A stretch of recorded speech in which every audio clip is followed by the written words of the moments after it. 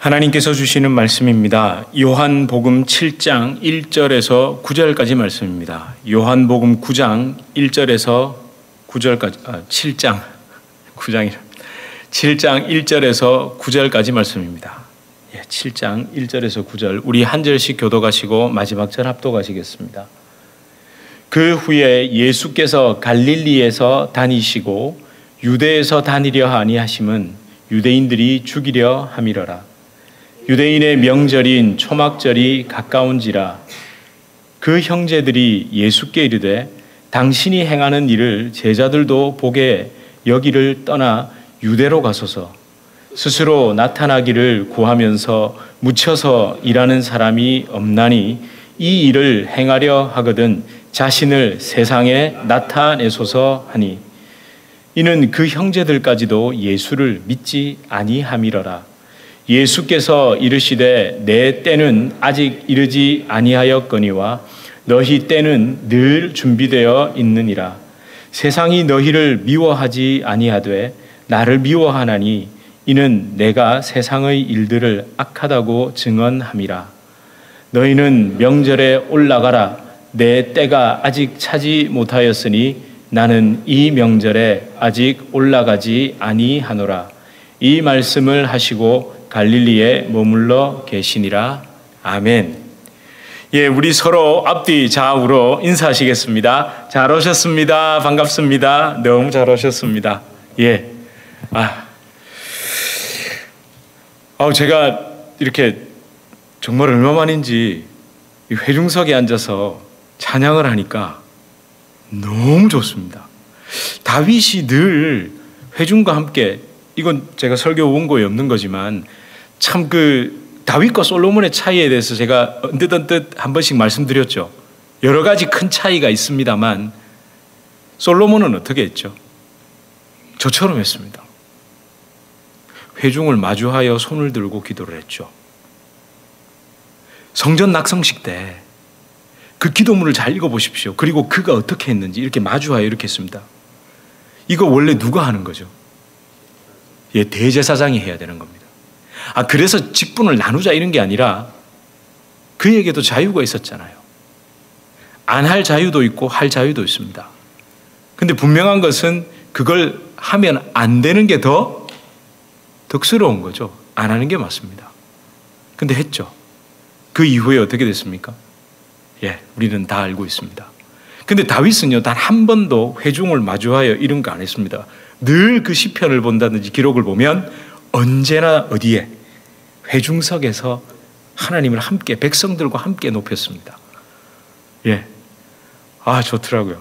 여러분 찬양하실 때 조금 더 이렇게 당겨 앉으시고 같이 앉으셔서 같이 이렇게 목소리 높여서 찬양해 주시면 너무 감사하겠습니다. 저도 진짜 그래서 그런지 오늘 참 감사합니다. 여러분 참 감사하고, 이제 오늘은 우리가 이제 이걸 뭐라 그러죠? 롱 위켄드라 그러나요? 롱 위켄드. 안 좋으세요? 좋죠? 좋습니다.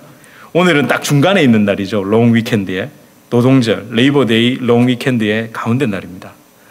그래서인지 조금은 긴장감이 덜 하기도 합니다.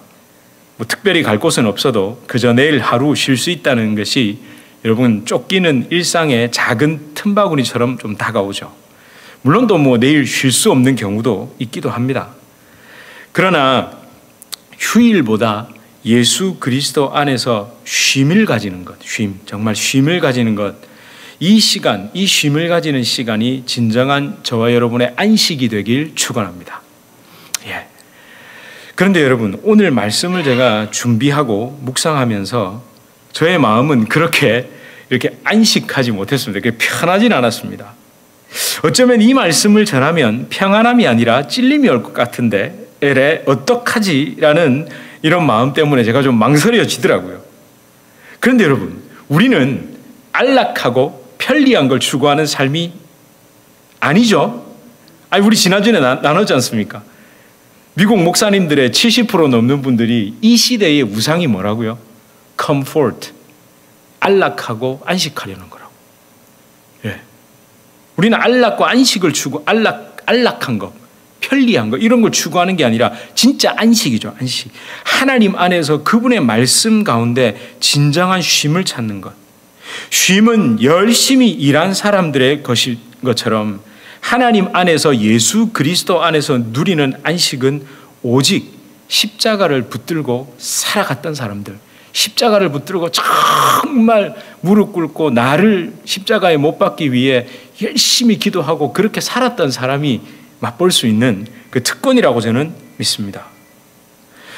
여러분, 내 힘과 내 능력으로 꾸역꾸역 살다가 지쳤죠. 우리 참 지쳤지 않습니까? 근데 그런 내가 예수 그리스도께서 나 대신 사시는 그 능력에 힘입어 누리는 안식을 우리는 경험해야 됩니다. 자, 여러분, 우리 한 주 동안 또는 그동안 좀 느슨해진 영혼의 허리띠를 좀 동여매야 됩니다.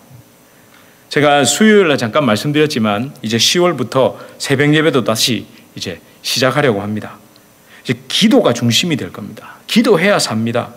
말씀에 인도함 받기 위해 그 말씀이 지식에 머물러 사람을 판단하는 것이 아니라 삶으로 드러나기 위해, 진짜 내 삶으로 말씀과 내가 하나 되기 위해, 나를 십자가에 못 박는 말씀이 되기 위해 이제 기도해야 됩니다. 기도로 승리하고, 기도로 돌파하고, 기도로 뚫어내고, 기도로 새롭게 되기 위해서 우리 다시 무릎을 꿇어야 합니다. 여러분, 이제 우리 요한복음 7장으로 좀 넘어왔죠? 읽으셨죠? 읽으셨죠? 좀 믿습니다.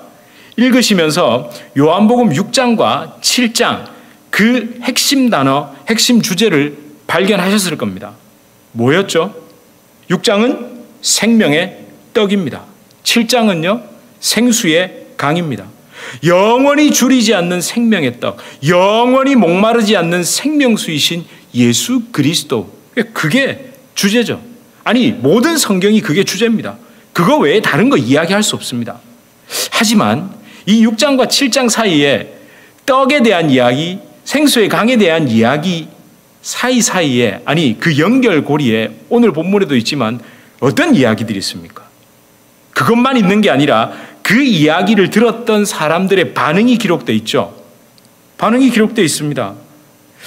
여러분, 사도 요한은요, 안타깝게도 육신의 문제만을 생각하던 사람들, 그런 사람들, 그 예수님에게 진짜 관심이 없었죠. 말은 영혼에 대해 관심이 있다고 말하지만 결국 육체의 문제가 처음이자 끝이고 전부였죠. 사도 요한은 요한복음 7장을 통해 생명, 영원한 생수의 강이신 예수 그리스도에 대해 기록하기 전에 여전히 사람의 시각, 사람의 판단, 사람의 눈으로 예수님을 평가하는 다양한 사람들에 대해 아주 상세하게 기록합니다. 다양한 사람들에 대해 기록합니다. 딱 한 부류만 기록하는 게 아닙니다. 오늘 요한복음 7장 여기에 일어난 사건을 굳이 이렇게 시간 배열로 해보면 이렇습니다. 명절이 있고요. 1절에서 9절, 명절은 초막절입니다. 초막절. 그건 제가 다음 시간쯤이나 좀 더 초막절에 대해서 얘기해 보고요. 이 1절에서 9절은 오늘 읽었던 이야기는 명절 전에, 초막절 전에 있었던 이야기죠. 그죠? 그리고 10절에서 36절은 명절 중간에 있었던 이야기입니다. 우리 지금 롱 위켄드 중간에 있잖아요. 명절 중간에. 그리고 37절에서 52절은요. 명절 끝날. 그렇죠. 이렇게 딱 배치가 되어 있습니다. 물론 그 사이에 많은 일이 있었지만 함축적으로 기록한 거죠. 그때 등장한 사람들과 인물들과 사건에 대해서 기록합니다. 여러분, 1절에서 9절은 명절 전에 예수님이 어디에서요? 갈릴리에서 누구와? 예수님의 형제들과 나눈 대화죠. 예수님의 형제들과 나눈 대화입니다. 오늘 읽은 본문은 그겁니다. 자, 그리고 10절에서 36절은요. 초막절을 지내는 동안 예루살렘에 있던 그 예수님, 사실은 가셨습니다. 처음에 형제들과 함께 가신 게 아니라 중간에 예수님 홀로 가셨습니다. 홀로 가셔서 예수님이 예루살렘에서 사람들을 만나고 거기서 가르치는 내용입니다. 그리고 그 가르칠 때 그 사람들의 반응을 기록하고 있죠. 그리고 37절에서 53절은요. 초막절 마지막 날 예수님께서 자신이 생수의 강, 그 근원이심을 선포하시는 장면과 그것에 반응하는 대제사장과 바리새인들에 대한 기록입니다. 어쩌면요, 우리 예수님이 생명의 떡이고 예수님이 생수의 강이라는 것 많이들 들어서 예수님을 좀 믿었고 딱 처음 초신자가 아니라면 그거 알고 있습니다. 그러면 결국 또 무엇이 중요하겠습니까? 그렇죠. 그 이야기를 듣고 난 다음에 반응을 일으키는 그 사람들 있잖아요. 결국 그 사람들 중에 어느 한 사람의 모습은 나의 모습일 수 있다는 거예요. 아니 전부 다일 가능성도 있다는 거예요. 그러니까 그 이야기를 많이 기록해뒀죠. 그걸 보면서 누가 나일까를 한번 찾아보라는 거죠. 2절에 등장하는 그 초막절, 그러니까 유월절과 맥추절, 이 초막절은 유대교의 3대 절기, 종교 명절 중에 하나입니다. 많은 유대인들은 이 초막절을 지키기 위해 예루살렘으로 갑니다. 하지만 예수님은 예루살렘에 있는 그 유대 지역에 가기를 꺼려 하셨다고, 가기를 싫어하셨다고, 안 가신다고 오늘 본문의 1절에 분명히 기록하고 있죠. 왜 그렇습니까? 유대인들이 누구를? 예수님을 죽이려 했기 때문입니다. 그 죽는 게 두려우셔서 무서워서 안 가셨습니까? 그거 아닙니다. 8절의 기록처럼 아직 예수님의 때가 아니기 때문입니다. 예수님의 때가 아닌 거예요. 그냥 예수님의 때가 아니라 십자가의 죽음을 통해 구원을 완성하실 때가 아니기 때문이죠. 예수님께서는 초막절이 아니라 언제 죽으셔야 했습니까? 유월절입니다. 왜? 구약에 나타난 모든 약속과 대신 죽는 것, 그 대신 죽는 것을 통해 구원하시는, 그 구원을 완성하시는 예수님이시기 때문에 유월절 어린 양으로 드려지셔야만 했습니다. 그러나 예수님은 초막절에도 하셨죠. 초막절도 예수님과 관련이 있습니다. 없다는 게 아닙니다. 이 초막절에는 예수님이 죽으시는 것이 아니라 다른 것을 성취하셔야 하고 선포하셔야 합니다.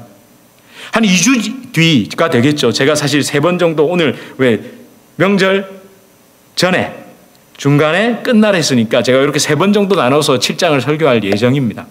한 2주 정도 뒤에 살펴보겠지만 이 초막절 끝날에 하셨던 예수님의 그 선포를, 그 배경을 이해하면서 보면 정말 놀라운 일이죠. 37절에서 38절의 그 선포를 초막절 마지막 날, 끝날, 그날 예수님은 선포하셔야 합니다. 명절 끝날 곧 큰 날에 예수께서 서서 외쳐 이르시되 뭐라고 말씀하십니까? 누구든지 목마르거든 내게로 와서 마셔라. 나를 믿는 자는 성경의 이름과 같이 그 배에서 생수의 강이 흘러나오리라. 이것을 선포하시기 위해 초막절에 올라가시는 겁니다.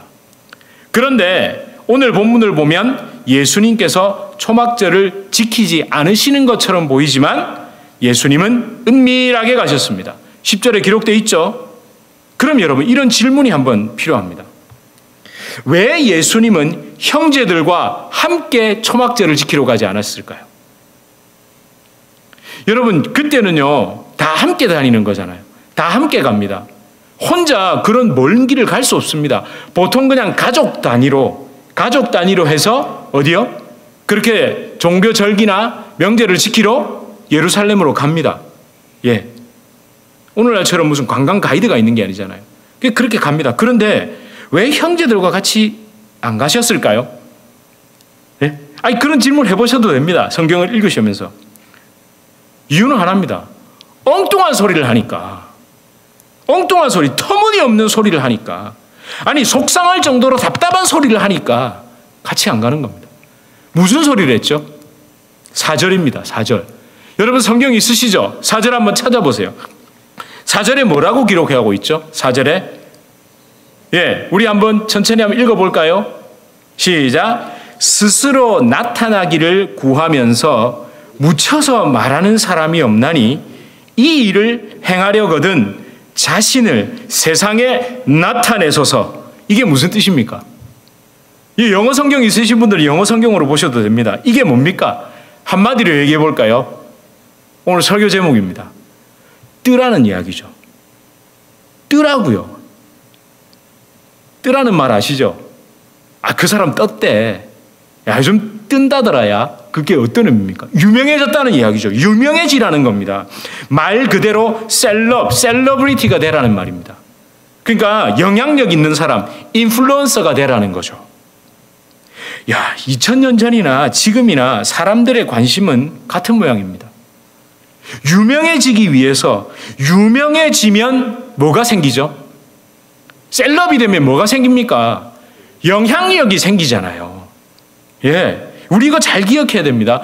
유명해져야 됩니다. 제가 유명해지길 좀 기도해 주세요. 예? 제가 좀 유명해야 이렇게 설교, 여러분도 신이 나시잖아요. 그 교회 무슨 교회냐? 땡땡땡 교회입니다면, 예? 그 교회 목사님 누구냐? 땡땡땡 목사입니다. 예? 이거보다 무슨 교회냐? 땡땡땡. 그리고 아니, 그 교회 얘기했을 때, 하면서 바로 그 목사님 이름 나오면 기분 좋으세요? 안 좋으세요? 그쵸? 그리고 기왕이면 그 목사님한테 뭘 받으면 또 좋습니까? 세례 받으면 좋잖아요. 예? 제가 세례를 받은 목사님은 신동혁 목사님이신데 아세요? 모르시는구나. 그럼 이렇게 한 번만 건너가면 여러분 아실 겁니다. 안이숙 여사 아세요? 죽으면 죽으리라. 그분의 사촌 동생입니다. 벌써 여러분 오 하시잖아요. 오 하시잖아요. 저 이 정도입니다. 우리가 이렇다니까요. 아니, 그럼 나쁜 뜻이 아니라 정말 훌륭한 분이세요. 정말 그분 제가 존경하는 분이고. 여러분, 그때나 지금이나 유명해지는 것. 그래서 우리는 어디에 노출돼야 됩니까? 언론에 노출돼야 되죠. 미디어에 노출돼야 됩니다. 소셜미디어, 소셜 네트워크. 이제는 그 언론사들이 나를 안 띄워주니까 이제는 뭘로? 그렇죠. 소셜 네트워크를 이용해서 내가 나를 띄우는 세상이 됐죠. 교회도 어떤 줄 아세요? 여러분 혹시 거룩한 네트워크라고 들어보셨어요? 거룩한 네트워크. 그러니까 목회자들도 그렇고 성도들도 그렇고 거룩한 네트워크가 필요하다. 예. 여러분들은 어떠세요? 소셜미디어라든지, 그러니까 페이스북, 트위터, 인스타그램 등등등, 그리고 이런 네트워크 형성되는 거 있죠. 우리 교인들도 목회자들도 우리 이런 네트워크가 형성되는 것에 대해서 어떻게 생각하세요? 긍정적이십니까? 부정적이십니까? 예. 제가 여기서 손들어 보세요 하고 싶지만 그러기에는 너무 좀 그렇잖아요. 여러분, 제가 지금 맞다 틀리다라고 말하고 싶진 않습니다. 그것도 사람 성향에 따라서 다를 거니까요. 그런데 적당히 좀 하면 좋겠습니다. 적당히들. 예. 유명해지고 영향력을 끼치려는 진짜 그 본심이 뭔지 그거 좀 진지하게 생각해 보라고 말하고 싶을 뿐입니다. 그리고 한 가지는요. 그렇게 하지 않아도 하나님의 일하심을 기대할 수는 없는지 묻고 싶을 뿐입니다. 사실은 이때는 거룩한 소셜 네트워크 이런 거 없었잖아요. 그죠? 그냥 묻고 싶을 뿐입니다. 저한테 와서 목사님은 뭘 원하세요? 할까요? 말까요? 이런 거 물어보지 마세요. 본인의 자유입니다. 예. 우리 교회는 해야 됩니다. 말아야 됩니다. 하고 싶으면 하시면 됩니다. 개인 계정으로 만드셔서 교회 이름 하셔가지고 하시면 됩니다. 물론 저한테 또 아무거나 막 올리시면 안 되고. 예. 여러분, 우리는요 3절에서 5절을 보면서 또 이런 질문을 할 수 있어야 됩니다. 해봐야 됩니다. 예수님의 형제들은 정말 예수님을 믿지 않았을까요? 5절에 예수를 믿지 않았다고 되어 있잖아요. 그러니까 그냥 흔히 우리 아는 것처럼 고향에서 배척당하신 예수님, 그러니까 마가복음 6장 1절에서 6절의 기록처럼 예수님은 고향 사람들에게 어떻게 인정 못 받으셨죠? 예수님의 친척들이나 형제들이 누구를? 예수님을 믿지 않았다고 우리 얘기하고 있죠. 근데 이렇게 단순하게 생각하고 넘어가야 할까요? 그건 아닙니다. 오늘 본문을 가만히 살펴보면 예수님의 형제들이 4절을 이야기할 때 이게 비꼬은 걸까요? 아니요. 저는 이게 진심인 것 같아요. 예수님의 형제들은 예수님을 믿었습니다. 왜? 그들도 분명히 뭘 체험했을까요? 오병이어의 기적을 체험했을 거 아닙니까? 아니, 아무리 같은 내 형님이라도 내 친척이라도 사람들이 막 몰려들어요. 그러면 한 번쯤은 그렇잖아요. 아니 뭐 저도 교회를 개척했다 하니 뭐 한 번쯤은 와서 보더라고요. 근데 이제 오병이어의 기적을 체험 안 하니까 보리떡 5개와 물고기 2마리로 뭐 이렇게 배부르고 뭐 이렇게 안 되니까 별 관심을 안 가지는데, 만약에 제가 지금 여러분 앉은데 여러분 제가 뭐 이렇게 기도를 했는데 그 일을 체험했어요. 그러면 어떻게 될까요? 난리 나는 거죠. 난리 나는 겁니다. 분명 그들도 오병이어의 기적을 체험했습니다. 먹고 배불렀습니다. 떡 먹고 배불렀다니까요. 예, 배 불렀습니다. 배만 불렀습니다. 3절에서 4절을 가만히 보면 형제들은 예수님 믿었습니다. 대신 조건이 있죠. 자신들의 생각으로 예수님을 믿었죠. 자신들이 생각하는 틀, 그 생각 속에 이 메시아의 조건이 딱 있습니다. 거기에다가 예수님을 구겨놓고 있죠. 그 구겨넣은 예수님을 믿고 있는 겁니다. 4절에 스스로 나타나기를 구하면서 묻혀서 일하는 사람이 없나니 이 일을 행하려 하려거든 자신을 세상에 나타내소서라는 말은 그 엄청난 능력을 가졌으면 여기 갈릴리에서 썩을 수 없다는 거죠. 정말 메시아라면 중앙무대 예루살렘에 진출해야 된다는 겁니다. 게다가 뭐죠? 초막절입니다. 초막절. 유대인들이 사방 각처에서 몰려드는 명절입니다. 이게 뭡니까? 기막힌 타이밍이죠. 기막힌 기회고 찬스입니다. 어쩌면 제가 살을 좀 붙여볼까요? 형님, 갑시다. 이대로 있기에는 너무 아깝지 않습니까? 그 능력, 그 대단한 능력, 보리떡 5개와 물고기 2마리로 5,000명도 먹였는데, 보리떡 한 20개, 물고기 한 10마리면 예루살렘에 모여든 그 수많은 사람들, 초막절 지키러 온 순례객들 다 먹일 수 있습니다. 좀 더 필요하다면요, 그 돈 우리가 되겠습니다. 그 돈 우리가 되겠습니다. 형님, 여기서 썩으면 안 됩니다. 형님, 여기서 썩을 수 없습니다. 여러분, 이거 보십시오. 흔히 말하는 예수님께서 길 열어주신다고, 하나님께서 길 열어주신다고 생각하죠. 그런 말 들어보셨죠? 물이 들어오면 뭘 해야 됩니까? 예? 모르세요? 물 들어올 때? 노져야죠. 아니, 물 들어올 때 노졌는데, 미국을 하도 오래 계셔가지고, 그래도 어떤 분이 그래, 물 들어오면 가만히 있어야 된다고. 도망가. 물 들어올 때 노져야죠. 하나님이 주시는 기회라고 생각하기 쉬운 일들이 참 많습니다. 그럴 때 아무것도 하지 말라는 게 아닙니다. 이러면 물이 들어온다고 가만히 있으라, 이게 아니라 아무것도 하지 말라는 것이 아니라 그럴 때일수록 늘 인도함 받던 대로, 늘 인도함 받으려면 뭘 하셔야 됩니까? 말씀을 읽으시고 그 말씀 붙잡고 기도하신 대로, 늘 인도함 받던 대로, 그 말씀에 인도함 받던 대로 그 말씀 따라 결단해 보십시오. 그것이 하나님이 주시는 타이밍 같다라고 할지라도 믿음으로 멈출 수도 있습니다. 여러분, 만약에 물이 들어옵니다. 물이 막 들어옵니다. 근데 지금 오늘 이 말씀을 가만히 묵상하다가 지금 오늘처럼 이게 예수님은 지금 멈추셨네라는 마음이 드는 거예요. 옆에서 누군가 나를 부추기는 것 같은 거예요. 그래서 멈췄습니다. 그 기회를 놓쳤습니다. 그러면 하나님이 너 물 들어올 때 너 안 졌다 땡 이러시는 분입니까? 그걸 믿음으로, 여러분, 사람 죽고 사는 일이 아니잖아요. 좀 기다리면 어떻습니까? 주님, 저 이 말씀 가운데 속여라도 제 사람 생각이 있었길까 저 잠깐 기다리겠습니다. 엎드리겠습니다. 멈추겠습니다 했는데 하나님이 어이구 이 답답한 이러시는 분일까요? 그렇구나. 네가 믿음으로 말씀 가운데 인도함 받으면 또 멈출 줄 아는구나 하고 주님이 다시 주시는 분일까요?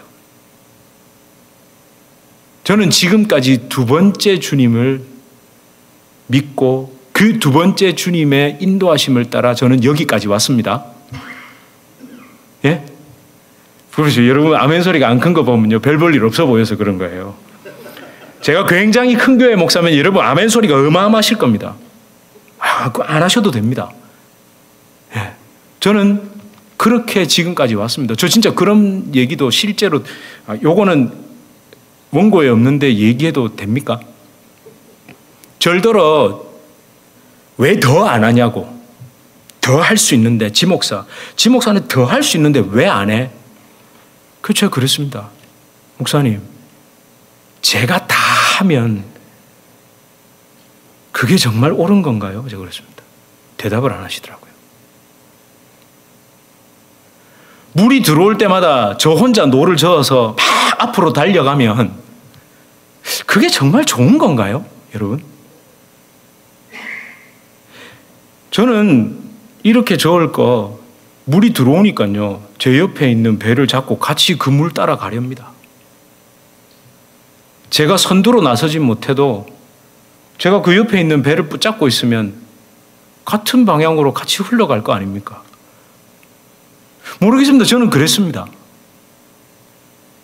근데 저의 원래 성향은요, 물 들어올 때 노를 기가 막히게 노만 젓는 줄 아세요? 막 물장구도 치고요, 막 어디 막 엔진 없나 싶어서 막 담그고 이러는 사람이었습니다, 저. 근데 그랬을 때 제가 살아가는 방향은 엉뚱한 방향, 하나님과 전혀 다른 방향으로 흘러가더라고요.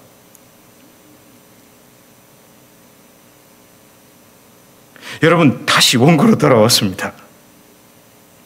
예수님은요, 그 타이밍에 가지 않으셨습니다. 사람이 생각하는 기가 막힌 타이밍에 가지 않으십니다. 적어도 형제들과 함께하는 그 인파, 오병이어의 기적을 체험한 그 인파들과 함께 가지 않으셨습니다. 잘 생각해 보십시오. 예수님을 좇아가던 형제들이 지금 왜 예수님에게 자신을 세상에 나타내소서라고 말했을까요? 형님 여기 묻혀 계실 분이 아닙니다. 이제 뜰 타이밍입니다. 라고 왜 말을 했을까요? 이유는 하나죠. 예수님의 능력을 보고 따라온 뭐 때문에? 사람들 때문이잖아요. 사람들. 몰려든 사람 말입니다. 떡 먹고 배불러서 몰려든 그 사람들. 오늘날도 마찬가지죠. 모두 다 십자가 복음을 말합니다. 교회도 성도도 설교자도. 그런데 앞에 수식어가 꼭 붙어야 합니다. 뭐요? 유명한입니다. 유명한. 영향력 있는입니다. 뜨는 목사, 뜨는 교회를 찾습니다. 뜬다라는 기준도 결국 사람 숫자로 판가름할 뿐이죠. 이런 날카로운 십자가 복음, 안 뜬 목사가 이야기하면 씨알도 안 먹히는데 뜬 목사가 이야기하면 너무 잘 먹혀 들어갑니다. 제가 요즘 억울한 게 있습니다. 정말 우리가 이름만 내면 안다는 그 유명한 목사님들 있잖아요. 소천하신 분도 있고 막 카랑카랑한 목소리로 우리의 심령과 폐부를 찌르는 그 목사님들 설교 제가 가끔씩 들으면 나 이분 설교를 들은 적이 없는데 그렇게 막 애청하는지 않는데 이를 표현해서 죄송합니다. 제가 하는 이야기를 그대로 다 하세요. 저보다 더 못되게 얘기하세요. 정말 못되게 얘기하세요. 와, 저렇게 듣고도 어떻게 그 교회가 10,000명, 20,000명씩 모일까? 막 이런 교회들. 그 이유가 뭐죠? 그 이유가 뭘까요? 그 누구도 파묻혀 있는 교회를 찾지 않습니다. 파묻혀 있는 교회. 이것은 아무것도 안 하는 교회가 아닙니다. 십자가 아래에 자아를 파묻는 성도들이 있는 교회를 말하는 겁니다. 파묻힌 교회. 아무것도 안 하고 그런 교회가 아니라 십자가 아래에 내 자아를 파묻어버린 성도들이 있는 그런 교회 있잖아요. 나는 죽고 내 안에 예수님께서 행하시기에 사람 이름이 드러나지 않는 교회입니다. 교회 이름이 드러나는 것도 정말 조심해야 합니다. 교회 이름이 브랜드화 될 수 있습니다. 브랜드화요. 제가 그걸 가져오려다가 너무 어이가 없어서 아주 유명한 브랜드가 있는데 슬리퍼를 만들었대요. 정말 그걸 돈 주고도 안 살 것 같은데 그 펫병이죠. PT병. 그 비슷한 거에다가 쪼리처럼 만들어서 그거를 신발이라고 만들었는데 그걸 사람들이 산대요. 제가 다음 주쯤 보고 가져올게요. 제가 보고 너무 어이가 없어서. 그게 뭡니까? 그 신발을 보고 산 겁니까? 뭘 보고 산 겁니까? 브랜드를 보고 산 거죠. 그 유명 상표를 보고. 사람들이 그런 짓을 하는 것처럼 교회도 그렇게 한다니까요. 왜냐하면요, 아까도 말씀드렸지만 무슨 교회 하면 자동적으로 뭘 떠올립니까? 그 교회 담임 목사를 떠올리잖아요. 그러니까 담임 목사 이름을 지워도 그 교회가 뭐 했다, 그 교회가 뭐 했다, 그 교회가 뭐 했다라고 하면 결국 가로 열고 닫고 속에는 누구가 들어갑니까? 사람 목사 이름이 들어간다니까요. 아, 목사 이름은 안 내도 된다. 그건 내지 마라. 사람들은 나는 거니까. 교회 이름을 내라. 교회 이름을. 그럼 교회만 쓰지. 교회만. 앞에 무슨 교회 이래버리면 드러나잖아요. 제가 한국에 있는 어느 교회라고 하겠습니다. 물론 이렇게 얘기하면 아, 그 교회라고 하실 분도 있습니다. 근데 그 교회는 어떻게든 자기 교회의 이름이 안 드러나게 하려고 엄청 오래 하다가 그게 이제 들통이 난 거예요. 이 교회는요, 한국에서도 아니 세계적으로도 재난 구호라든지 큰 어려움을 당한 사람들을 가장 먼저 찾아갑니다. 근데 그 교회는요, 노란 조끼를 입고 그 등 뒤에다가 뭐라 써놓는 줄 아세요? 한국 기독교 연합봉사단 이렇게 써져 있습니다. 한동안은요, 저도 언론에서 그걸 보면서 아, 한국 기독교 연합봉사단이 있는 모양이다. 저 그렇게 생각했습니다. 근데 사실은 알고 봤더니 어느 한 교회에서 하는 겁니다. 근데 실제 제가 이 교회가 사역하는 모습을, 일하는 모습을 직접 본 목사님한테 직접 들은 겁니다. 2016년에 울산에서 홍수가 났었습니다. 여러분은 아마 모르실 겁니다. 울산에 폭우가 내려가지고 71년 만에 어마어마한 폭우가 내려서 태화강이 범람했고 막 주변 시장, 심지어 울산 현대 공장까지 침수가 되고 난리가 났습니다. 사람들은요, 울산 하면 우리나라에서 소득 1위 도시입니다. 그러니까 사람들이 울산에서 뭐 낳는갑다 해서 그런데요, 실제로 시장이라든지 이런 데서 이래 지내시는 분들은 다들 힘드시잖아요. 그런 걸 보는 거예요. 그분들이 출동을 했습니다. 갔습니다. 어떻게 하는 줄 아세요? 그게 일사천리로 태화시장에서 물이 범람을 했잖아요. 그러면 태화시장에 있는 물건들을 구입합니다. 울산에 있는 그 주변에 있는 모든 시장에서 이 이재민들을 도울 수 있는 물건을 다 구입합니다. 그렇게 해서 한국 기독교 봉사단 조끼를 입고 계속 섬기다가 그 주변에 있는 노회라든지 그 목사님들을 컨택합니다. 그리고는 자기들이 하던 모든 것을, 장비부터 모든 것을, 재정까지 다 일임하고 자기들은 조용히 빠집니다. 그래서 그 지역 교회가 그분들을 섬기고 그분들을 전도할 수 있는 길을 열어주는 거예요. 그게 보세요. 근데 벌써 아시는 분들은 벌써 그 교회 아실 거예요. 근데 보세요. 어쩔 수 없죠. 그러다 보면 결국 소문이 날 수밖에 없겠죠. 근데 이런 게 어떤 겁니까? 콩고물 털어내기. 아니, 떡을 만지다 보면 손에 콩고물이 묻습니까? 안 묻습니까? 묻죠. 그럼 묻혀가지고 그대로 집에 가세요. 이러세요. 이러시는 거예요. 그렇게 하는 거죠.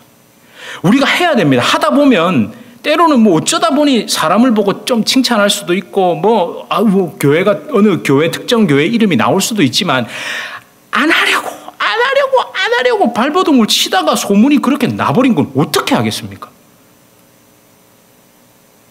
저는요, 오늘 말씀을 읽으며 7절에 제 시선을 고정하지 않을 수 없었습니다. 세상이 너희를 미워하지 아니하되 나를 미워하나니, 이 말씀 제게 너무 다가왔습니다. 여러분, 이건요, 요한복음 15장 18절과 결이 좀 달라 보입니다. 한번 놓고 함께 보실까요? 요한복음 7장 7절과 요한복음 15장 18절입니다. 우리 함께 읽겠습니다. 시작. 세상이 너희를 미워하지 아니하되 나를 미워하나니 이는 내가 세상의 일들을 악하다고 증언함이라. 근데 15장에서는 뭐라고요? 시작. 세상이 너희를 미워하면 너희보다 먼저 나를 미워한 줄 알라.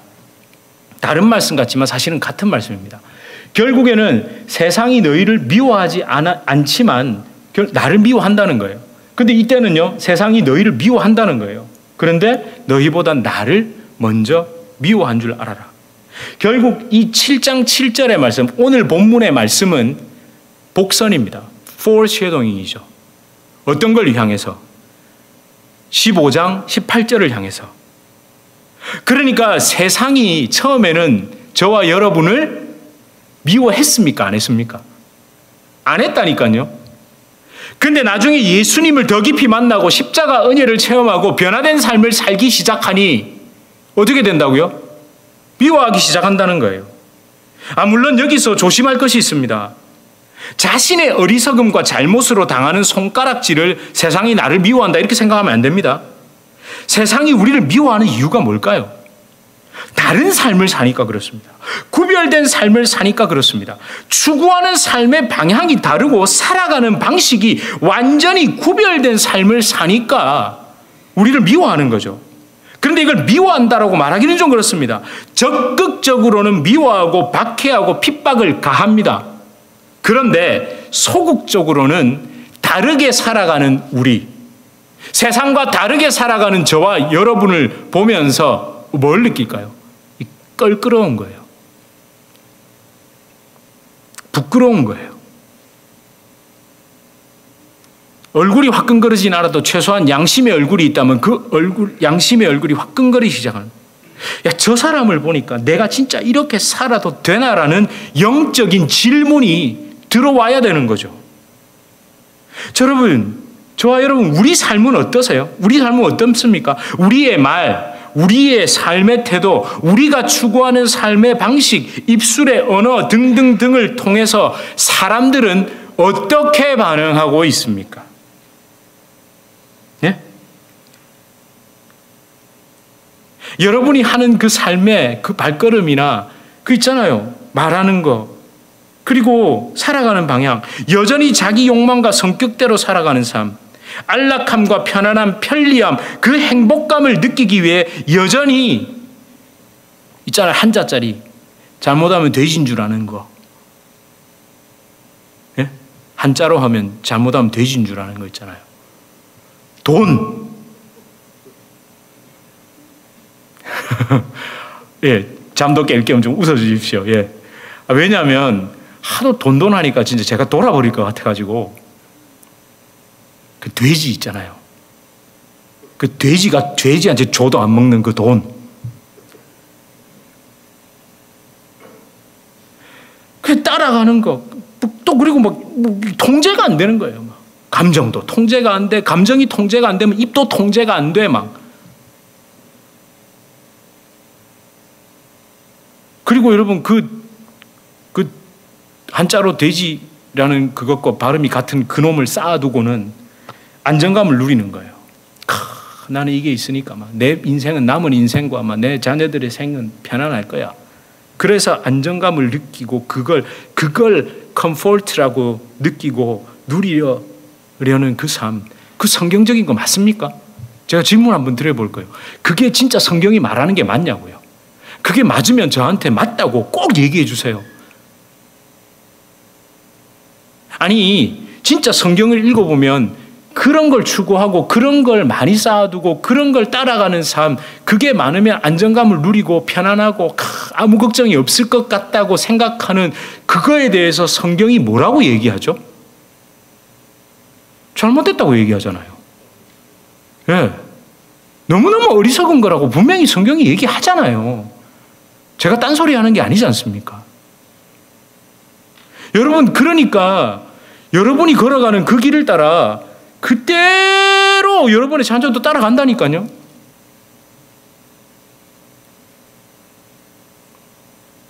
우리 그럴 수 없지 않습니까? 진정한 안식, 진정한 우리의 평안, 오직 십자가에 있다는 것. 성경은 끊임없이 그것만 이야기합니다. 저와 여러분, 우리 좀 다르다는 말을 듣기 위해서 살면 안 될까요? 나를 보고 달라졌다라고 말하는 사람, 사람도 좋습니다만 우리 하나님께서 달라졌구나. 달라졌구나. 이제 네가 아니라 네 안에 예수가 사는구나 라고 말씀해 주시는 그 삶을 살기 위해 좀 발버둥 치면 안 될까요? 예? 아니 진짜 그런 기도가 넘치는 교회, 그런 기도로 변화되는 성도들, 저는요 참 두려운 게 있습니다.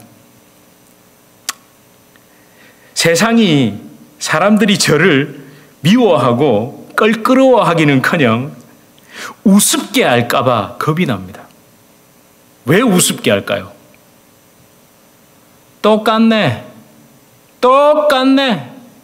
결국 세상이 쫓아가는 거 그대로 쫓아가네. 그러면서 침묵의 비난, 웃음 띤 비난 아세요? 제가 막 성경과 아무 상관없는 이야기 막 하는데 침묵의 비난이 있잖아요. 아무 말하지 않지만 마음속으로 우습게 할 수 있잖아요. 저를. 똑같네. 그리고 같이 맞받아 쳐줍니다. 웃기도 합니다. 근데 그 웃음 뒤에 마음속에는 니나 내나 별 수 없네. 똑같네. 저 이럴까 봐 제일 겁납니다. 여러분은 어떠십니까? 여러분, 예수님은요, 뜨는 길을 택하지 않으셨습니다. 오히려 파무침을 택하셨죠. 사람들이 환호할 때 어디로 가셨죠? 산으로 가셨습니다. 예수님을 이용해서 사람들이 사실 그거 골목대장 놀이 하려는 거잖아요. 골목대장. 예수님 딱 앞에 세워놓고 골목대장 놀이 하려고. 그런 사람들하고는 예수님이 동행하지 않으셨습니다. 왕으로 예수님을 삼으려 하자 예수님 보고 유명해지라 그러고 대단해지라 그러고 막 부추기니까 오히려 예수님은 그들을 멀리 하셨습니다. 멀리 하셨다니까요. 여러분, 우리 혹시 새를 닮은 거 아닙니까? 새. 이 새. 한번 보실래요? 이 새 아죠? 우리 이 새. 새. 한번 보여주실래요? 이 뭐죠? 무슨 새죠? 공작이죠, 공작. 네, 공작새. 제가 이 공작새를 가만히 보다가 이것도 잘못 이야기하면 어느 특정 국가, 특정 사람들을 비하하게 되는데 어느 특정 국가가 이 새가 국조랍니다. 국조, 나라의 새. 그러고 보니까 모든 게 이해가 됐습니다. 그 사람들이 군사 퍼레이드 할 때 왜 그런 걸 하는지, 그 사람들이 왜 이렇게 국기 교대식, 개항, 이거 교대식 이런 거 있잖아요. 군인들이 할 때 왜 이상한 저런 행동을 하지 했더니만 이 새를 닮았더라고요. 이 새. 여러분, 이 새가 어떤 줄 아세요? 이렇게 멀리서 지켜보면요, 이 새가 날을 때 어떻게, 이 새 날 수 있을까요? 없을까요? 왜? 납니다. 근데 조건이 있습니다. 활공을 해야 됩니다.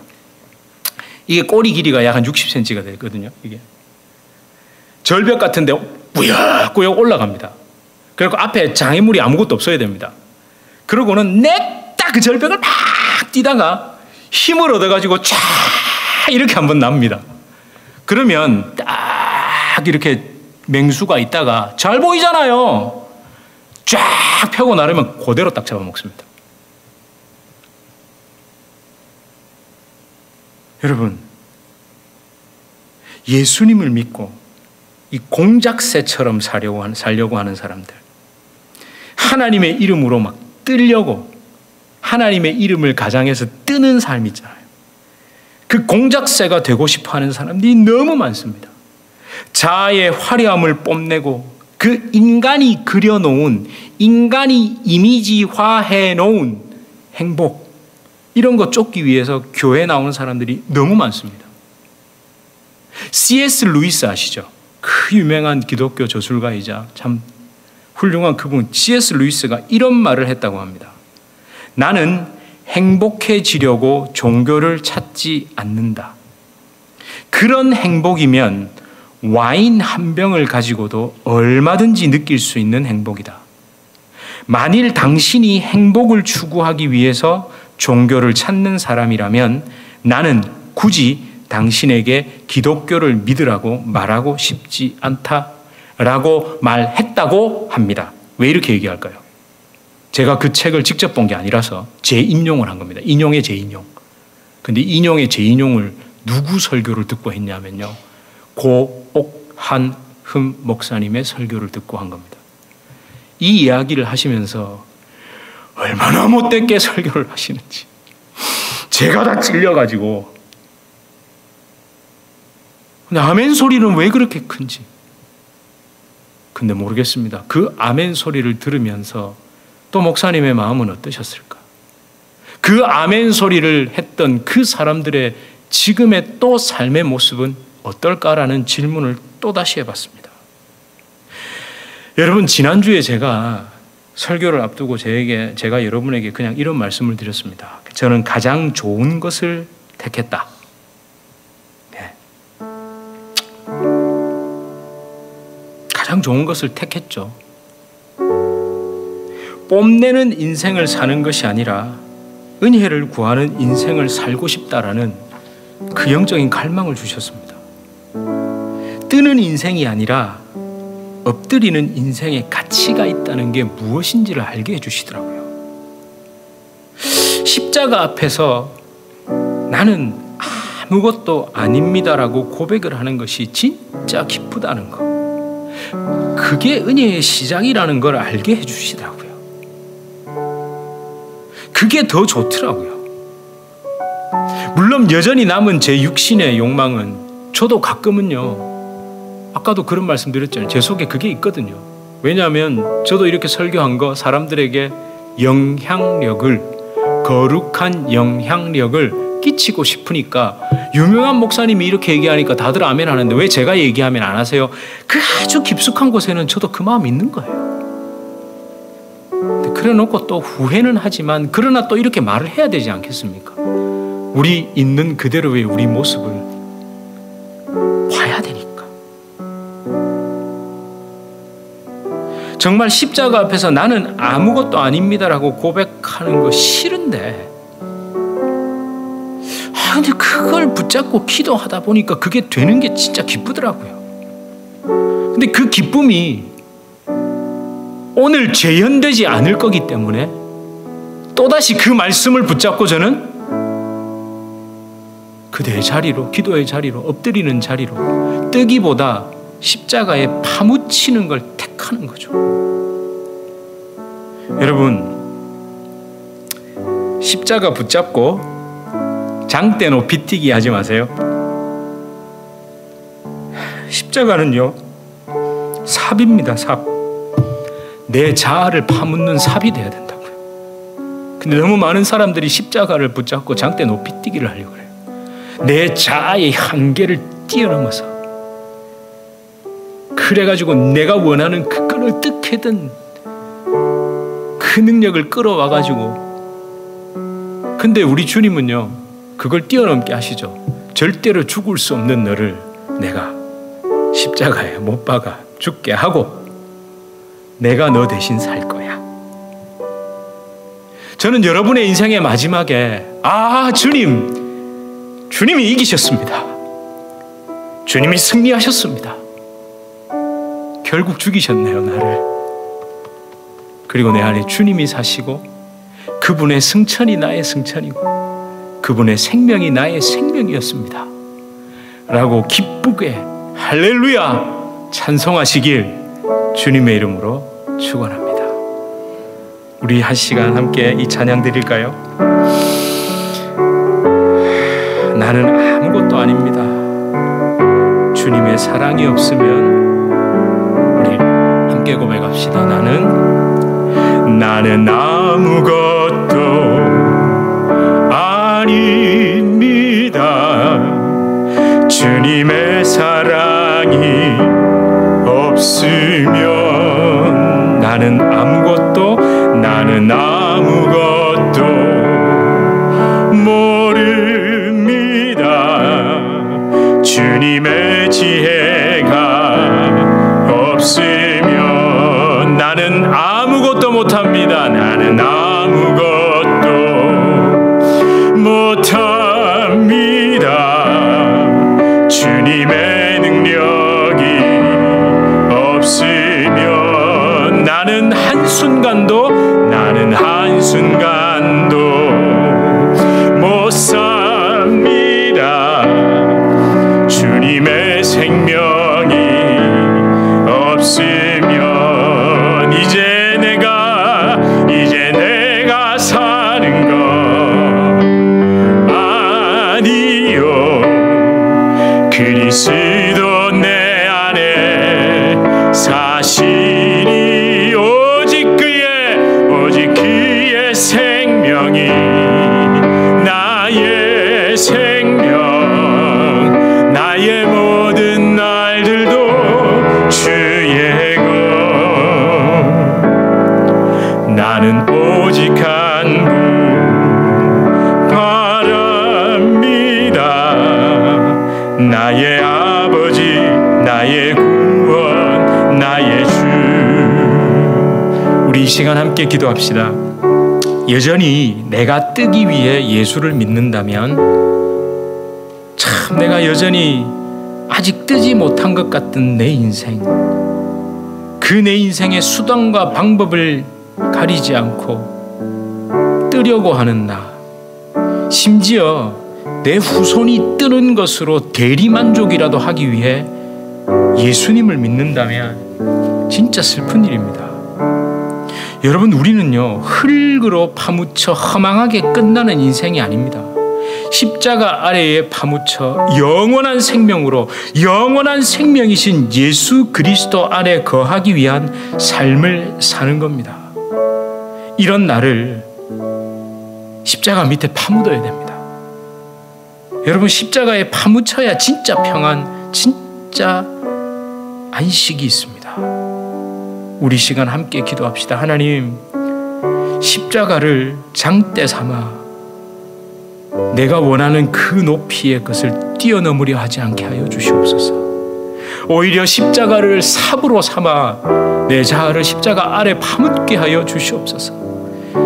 여러분, 그렇게 해도 됩니다. 우리 주님 그렇게 했다고 완전히 여러분을 파묻어 놓고 끝나는 인생으로 두지 않으실 거거든요. 왜냐하면 우리 주님은 부활의 주님이고, 우리 주님은 하늘 보좌 위로 올라가시는 분이고, 우리 주님은 우리가 알지 못하는, 경험하지 못한 그 영원한 것으로 우리를 인도하시는 분이기 때문입니다. 우리 시간 함께 주님, 뜨는 인생이 아니라 십자가 앞에 파묻히는 인생 되게 하여 주시옵소서. 우리 함께 기도하시겠습니다. 하나님, 아버지, 이제 내가 살고 있습니다. 예수님 없으면 안 됩니다. 예수님 없으면 안 됩니다.